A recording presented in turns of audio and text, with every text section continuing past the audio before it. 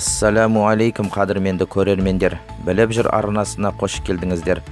Бүгінгі кішкене хабарымызда біз Палестина мен Израильдің арасында болып жатқан қақтығыстарға кішкене тоқталатын боламыз. Ендеше кеттік.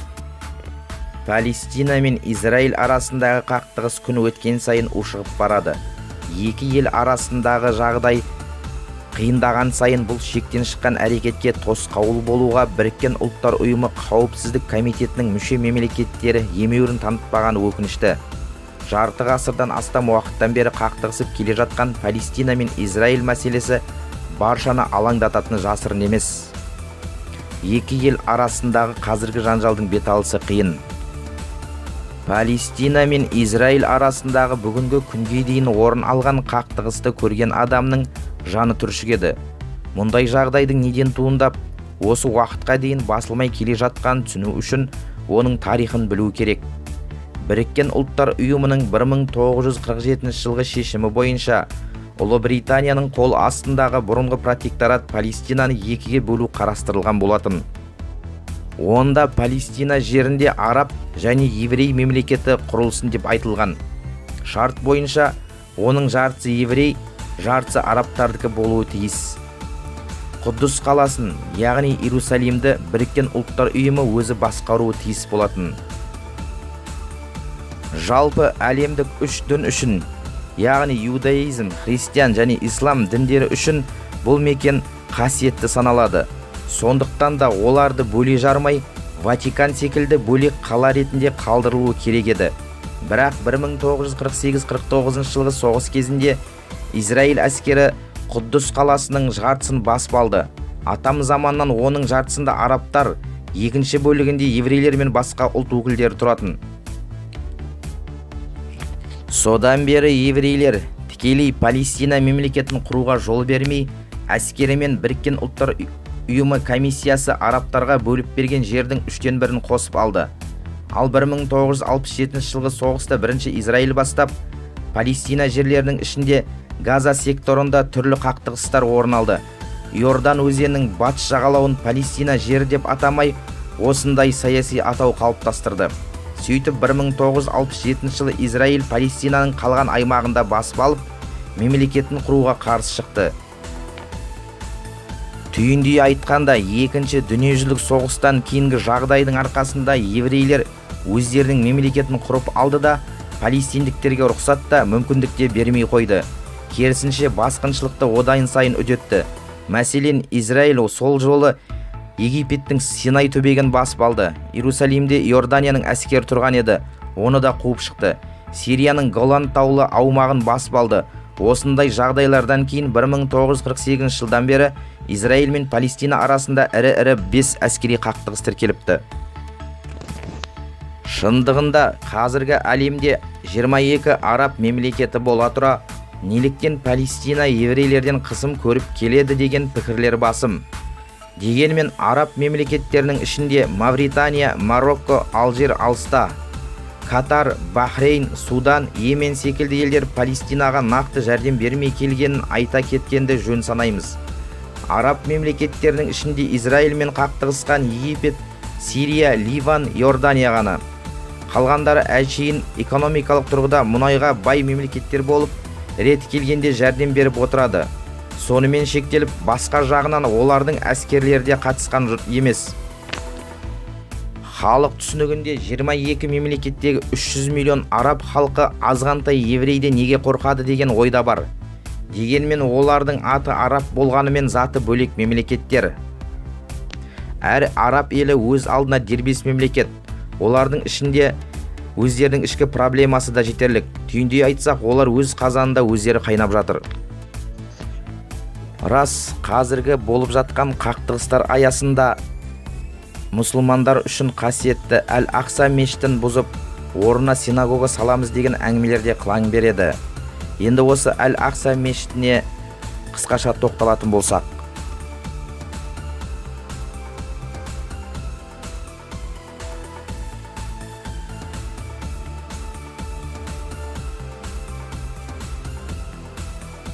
Ақса мешіті ең көне қасиетті орындардың бірі. Ол шалғайдағы мешіт деген мағынаны білдіреді. Құддус яғни Иерусалим қаласында орналасқан бұл тарихи мешіттің құрылысын Дәуд алейхиссалам пайғамбар бастап, кейіннен ұлы Сүлеймен пайғамбар алейхиссалам аяқтағандығы айтылады. Сол себептен Сүлеймен мешіті деп те аталады. Ақса мешіті Меккедегі Харам мешіті мен Мәдинадағы пайғамбар мешітінен кейінгі үшінші қасиетті орын болып табылады. Хадистерде осы үш мешітке құлшылық жасау ниетімен қандай ауыртпалық пен машақат болса да көтеріп баруға болатындығы әрі сауап жағынан жоғары тұратындығы айтылған. Ақса мешітінің мұсылмандар үшінде қасиетті болып саналуына тағы бір себеп пайғамбарымыз Мұхаммедтің саллаллаху алейхи саламның өмірінде орын алған айтулы Исра және Миғраж оқиғаларына осы мекеннің қатыстылығы.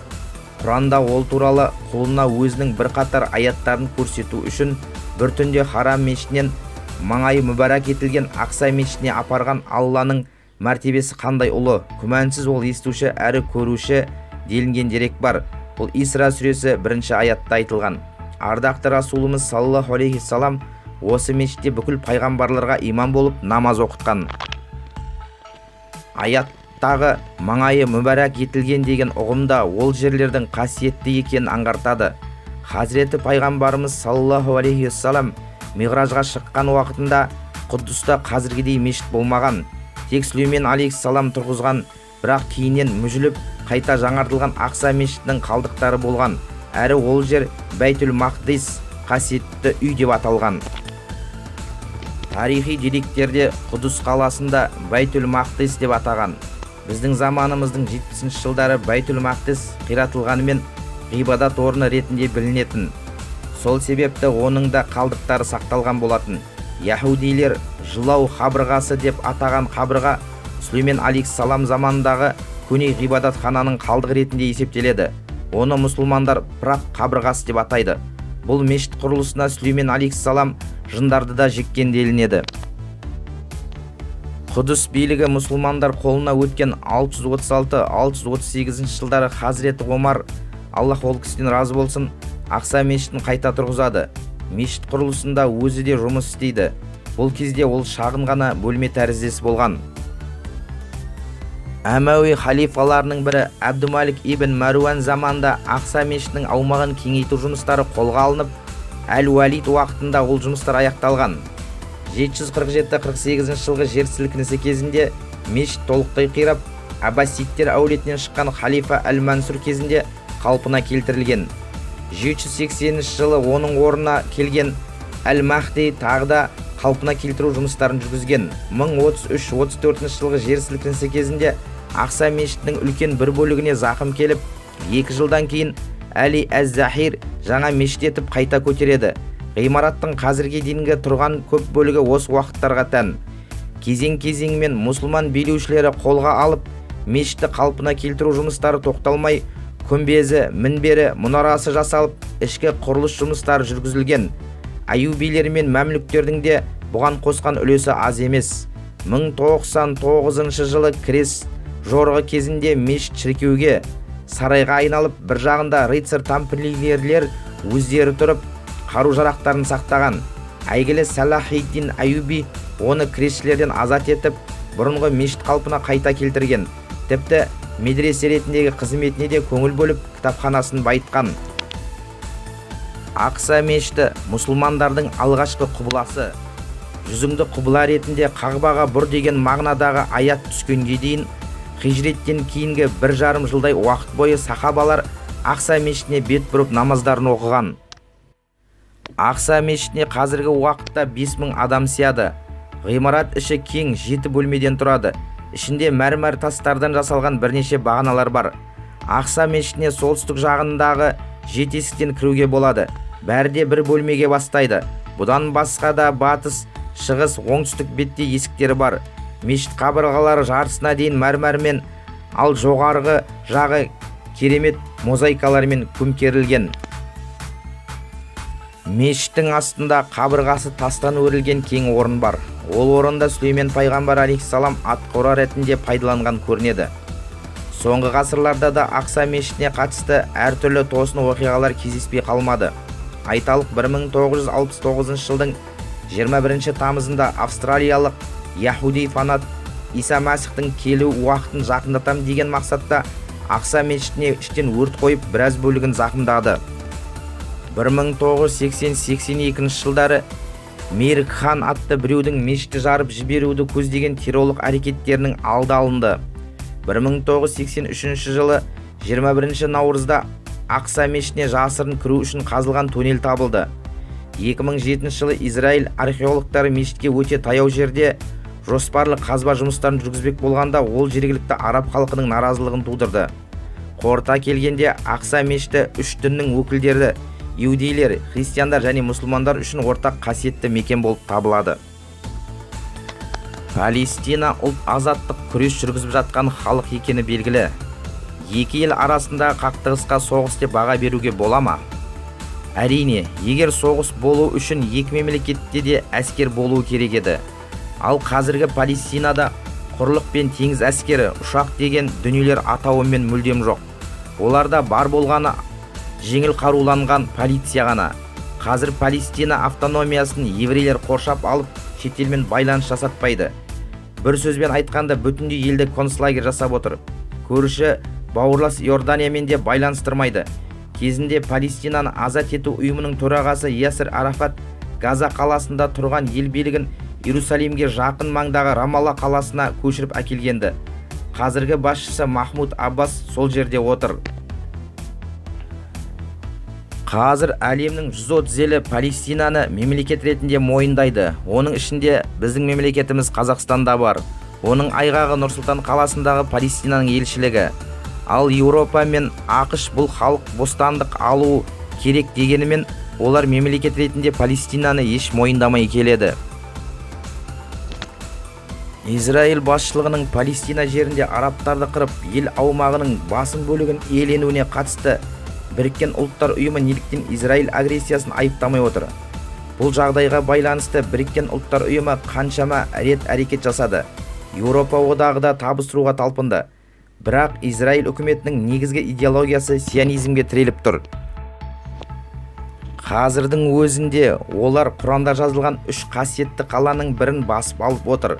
Қазір Әл-Ақса мешітін қоршап Израильдің сарбаздары тұр. Ол жерге өтіп намаз оқудың өзі мұсылман үшін мұңға айналып барады. Израиль бастапқыда намаз оқуға 25 жасқа дейінгілерді өткізбей қойған еді. Содан кейін шектеу 35 жасқа өсті.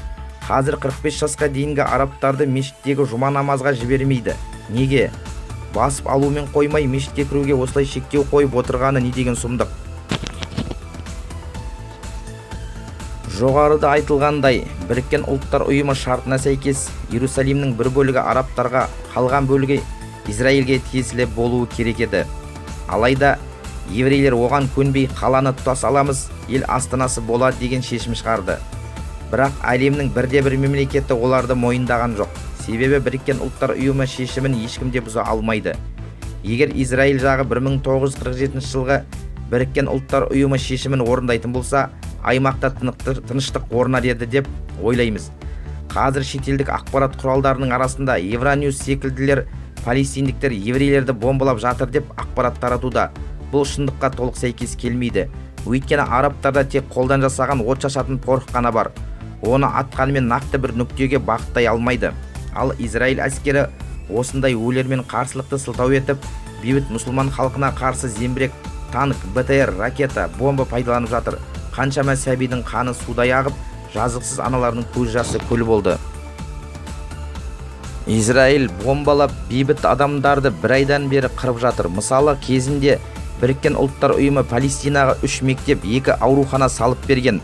Бомбадан, снарядтан қашқан халық сонда бар бой тасалағанына қарамастан, Израиль солдаттары онда лаңкестер жиналып жатыр деп ғимараттарды талқандады. Бұл әлемнің көз алдында бейбіт халыққа жасалып жатқан зор қиянат емес пе? Расын айтайық, шындықты қанша жапқанымен ол көрінбей қоймайды. Сол секілді бүгінгі 21 ғасырда әлемдік ақпарат дамыған кезде Израильдің Палестина халқына жасаған қиянатын жасыру еш мүмкін емес. Сондықтан көптеген мемлекеттер бұл агрессияны айыптап жатыр. Тіпті ірі мемлекет басшылары осыншама қырғынға көз жұма қарағанымен қалың жұртшылық оған қарсы шығып, наразылық митингілерін, шерулерді өткізіп жатыр. Ендеше әлемнің халқы кімнің кім екенін анық көріп отыр деген сөз. Израиль түрлі сылтауларды алға тартып беттерін қанша бүркегенімен шындық бәрібір сыпырылып шығып жатыр. Бұндай қасіреттің тереңдеуіне әлемдік қауымдастық одан әр жол бермеу керек деп санаймыз.